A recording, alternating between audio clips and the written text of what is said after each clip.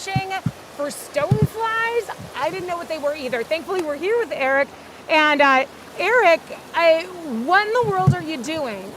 I am searching the stream here for something known as a stonefly, and they're actually indicators of really good water quality.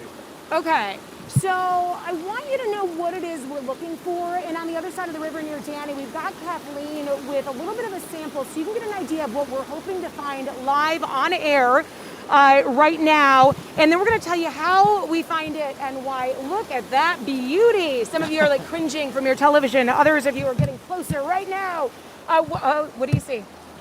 I'm seeing a bunch of little things moving around right now. Okay. And that's the best way to find these guys, is you use something called a dip net, and you go to the stream's edge very carefully, and all you do is you take that net and you dip it in the water and scrape around those leaf packs and scrape on the rocks, things like that. And then you bring that net up, and anything that's moving around in the bottom of the net, you'll be able to see. And then you can pick it out and actually identify it. And there's plenty of different macroinvertebrates or bugs that live in the stream.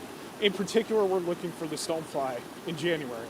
Okay, now I used to think that cold weather killed all the bugs, but the stoneflies are very resilient. They're living through the winter right here.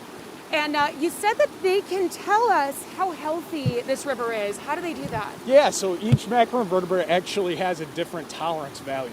So things like fertilizers and things like that that get into the stream can actually hinder the environment for these macroinvertebrates. And stoneflies are very intolerant, which means they can't handle a lot of disturbance. Ooh, okay. Yeah, we're going to disturb them. So how likely is it that you're going to find one right now in the next couple minutes here? Well, I found one already once. Yeah. So we're going to keep looking here. During the commercial break, we saw it, and it was small, but it was really unique looking. Now, are stoneflies dangerous all to humans? Like, do they bite or anything like that? No, I mean, we recommend that if you find any bug, don't pick it up straight with your hand, because there are some that bite. Stoneflies typically will not, though. Okay. Now, if this is interesting at all to you, did you find something? He's looking in the net. Fingers crossed, maybe he'll find... Got a caddisfly.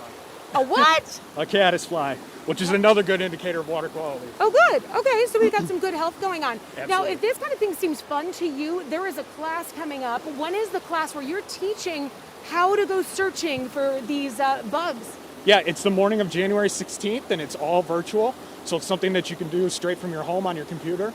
And I'll be teaching you how to identify all the macroinvertebrates that we can find in our local watershed and the significance of those organisms. Okay, and there are a couple of sizes, I know, and we saw one earlier from Kathleen, but she's got a couple of sizes. Some of them are really small and perhaps harder to see, and then there are the larger ones that we showed you earlier, so there's some variety, and just learning how you can gauge the health of an ecosystem, the health of the Clinton River by these bugs, I think is really fascinating. Some of us see bugs as nuisances, but they are really essential to the health and essential to scientists like you who are trying to make sure that we have a safe place to play.